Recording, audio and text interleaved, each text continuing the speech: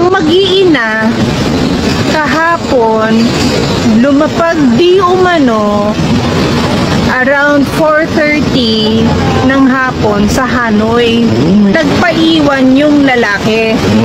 Yung mag-iina ang Si Curly. pinaalis. Si Sarah and Yung apat yung na mga anak anak. ang mga nagsialis. Ang hinahanap o pinapanagot ay yung mga magnanakaw o plunderer na mga officials, kaya ang Familia Diskaya ay walang pananagutan sa mga ghost projects. Dahil nga di naman nila ginawa. Ngayon kung ginamit ang pangalan ng kumpanya o lagda ng kumpanya nila ng mga tiwaling politikong mangdarambong, para sa ghost projects, ibig sabihin ginamit o dinamay lang sila ng impluensya ng mga mandarambong na mga politiko. Ngayon kung dahil sa impluensya ng mga mangdarambong na mga politiko ay kinalooban sila ng bayad, para gamitin ang pangalan ng kumpanya o lagda nila, ibig sabihin yan ang kasalanan nila dahil pumayag sila.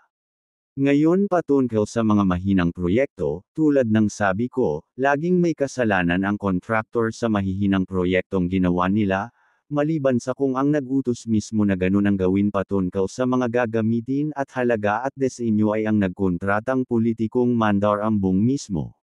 Kahit kung totoong umalis si Mrs. Diskaya ay di dahilan yan para di mapanagot ang mga mangdarambong na mga politiko, alam naman ng gobyerno at o ng COA kung sino ang mga nagkaroon ng mga pondo, simple lang naman, pag di nakita kung saan pinaggagamit at o kung napakalaki ang di pagkasakto ang halaga ng mga pinagawang proyekto sa mga pondong hawak nila, otomatikong plunder na ang kaso nila. Kaya bakit ang contractor ang aakusahan nyo sa plunder case?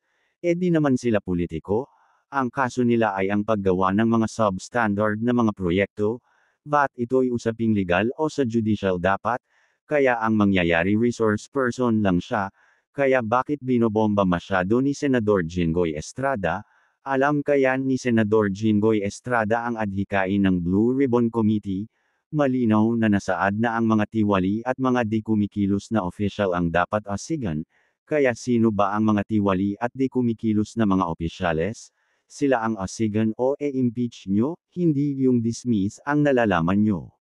Ngayon dahil ang mga opisyales ng gobyerno ay mga tiwali na, ito'y public interest na, kaya ang mga mamamayan ay may karapatan kumilos ng ayon sa nasasad sa Constitution, ang mag-rally upang isapaabot ang layunin, tulad ng paghihiling sa pagpapatalsik sa mga tiwali at di kumikilos na mga opisyales ng mga gobyerno, na ito nga rin ang layon ng Blue Ribbon Committee, kaya bakit itong mga demonyong mga senador na mga ito, dismiss, ang nalalaman, salungat sa Senate rulings at sa Constitution.